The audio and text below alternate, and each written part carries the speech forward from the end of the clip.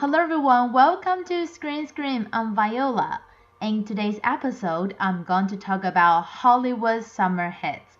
Although one of the films we're going to talk about today is not from Hollywood, the special effects and everything in the movie, I think it can count it as one of the Hollywood hits. So without further ado, let's check out what new movies are going to be released in the theater this weekend.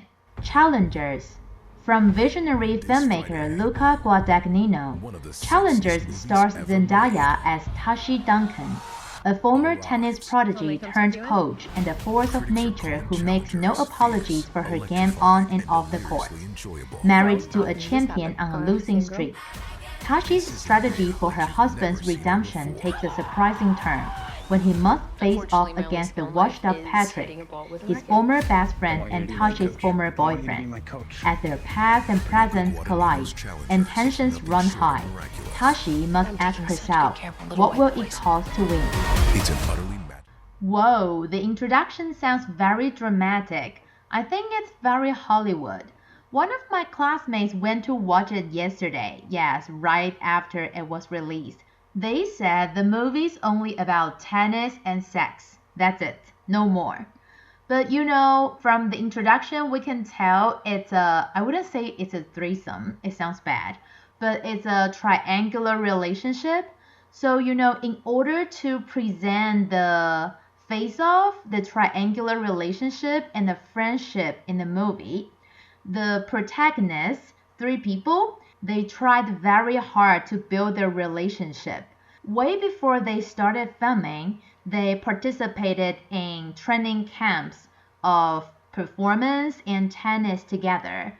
They woke up very early every day. They finished eating eggs, broccoli, and chicken.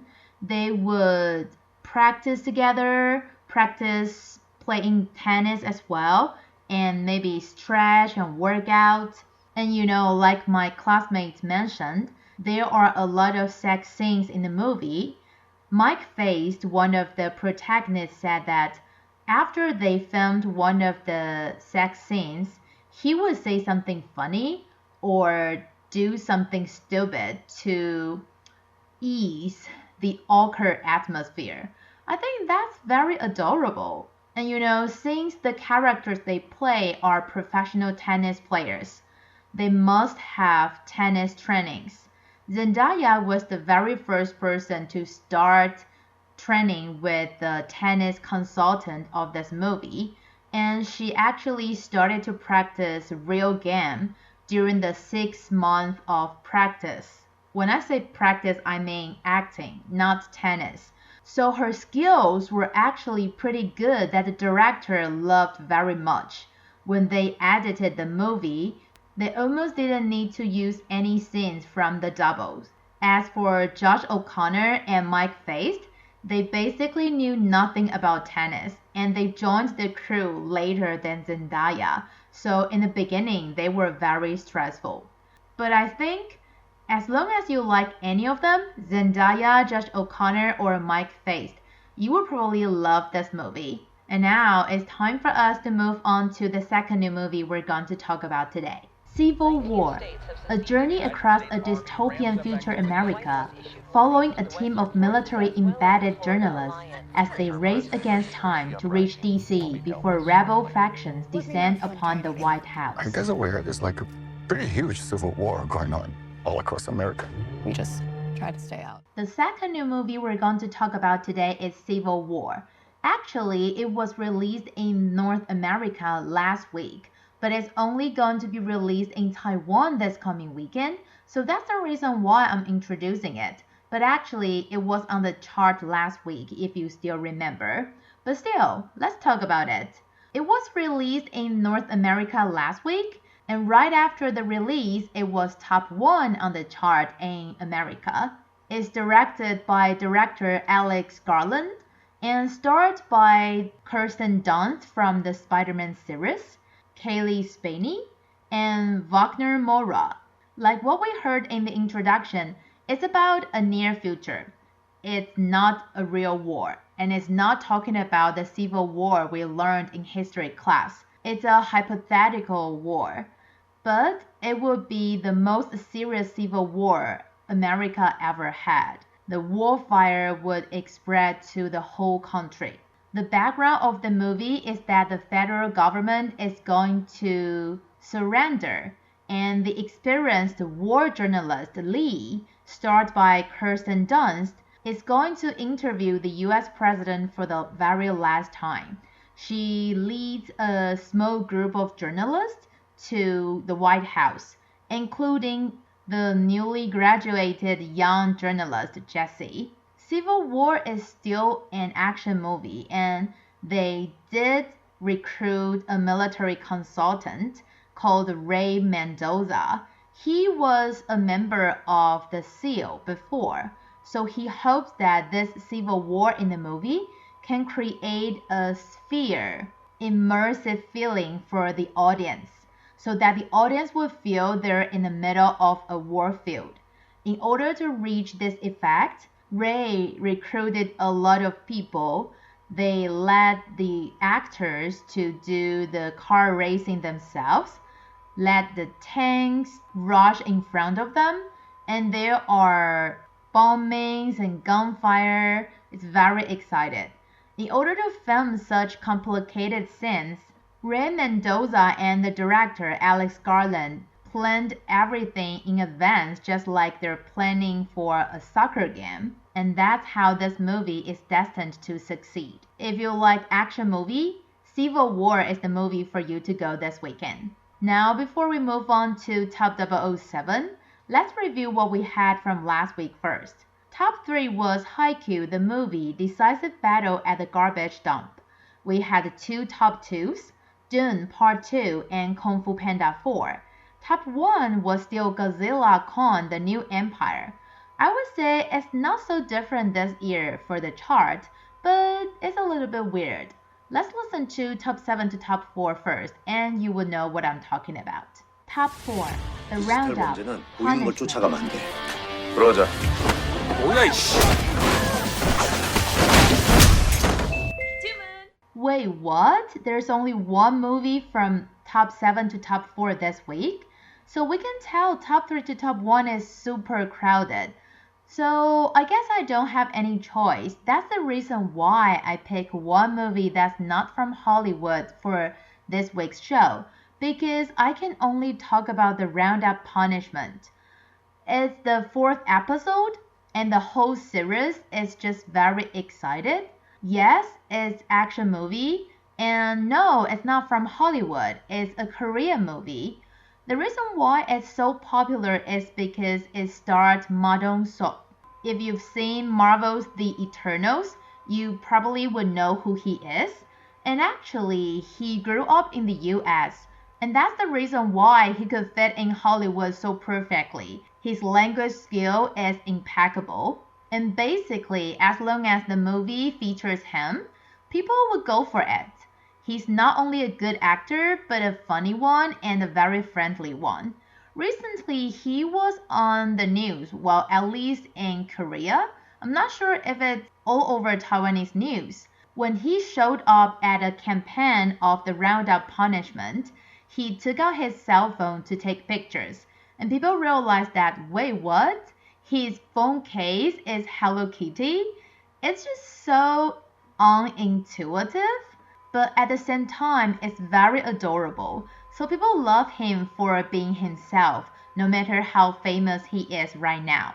And he's just so friendly to the fans, to the audience in general. And you see, the Roundup series, they've launched 4 episodes, so it must be a very popular one. I've never seen any of them because I'm not into Korean action movies. But since the special effects of Korean movies are so good that they can be compared to Hollywood visual effects, well, as long as it's not the super expensive blockbusters. So if you like Korean movies or you want to see how good they are, you can go check out the Roundup Punishment. But now we should get ready for Top 3 to Top 1. Top 3, Abigail.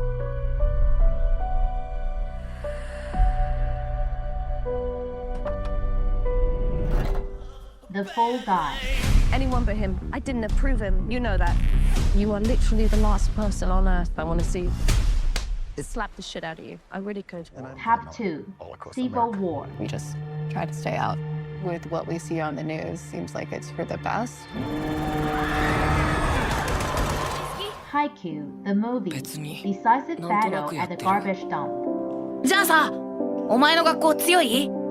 最近は。Kung Fu Panda 4. Dinner with peas in a sesame soy glaze. This is not working at all. Top 1.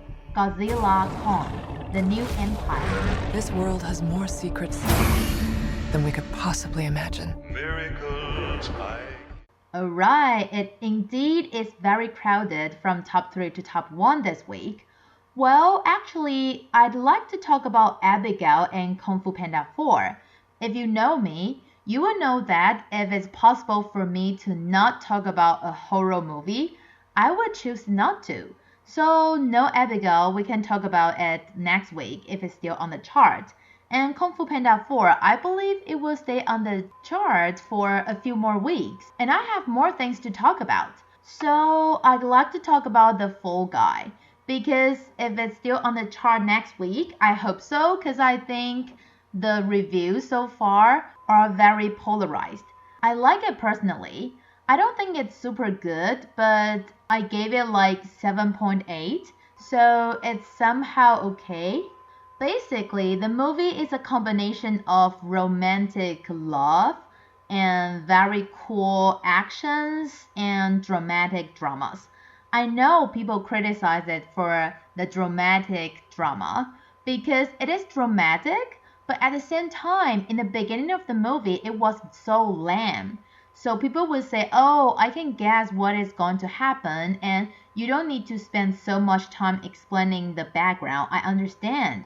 Well, that's the problem. But the second half of the movie is really good. The screenwriter wanted to capture the personalities of stuntsmen, that they don't take themselves too seriously. They live at the moment. They're very resilient, and they fear nothing. Also, from the very beginning, the director and the producer thought that only Ryan Gosling could demonstrate the emotional shifts, the confidence of the body languages, the sudden manly charisma, and the sarcastic sense of humor of the character. Because Ryan Gosling had the experience of filming action movies, romance, and comedy, so they think he's the perfect person for this character. And after watching it, I have to say they're right. Ryan Gosling really is one of the best parts of the movie. Well, I'm biased because I like him very much, but I think he really added a lot of points to this movie. I haven't had the time to write the review for The Fall Guy, but I really like it. At least I think it's a good entertainment. Maybe it's a little bit slow in the beginning of the movie, but overall, it's an enjoyable one. And after recording this episode, I will be able to finish or try to finish my accumulated list of reviews. So if you've seen The Fall Guy, just wait a while. I will finish the article for you.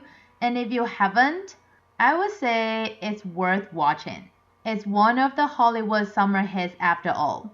I hope you like the show, and remember to tune in same time here at Screen Scream. I'm Viola. See you next week.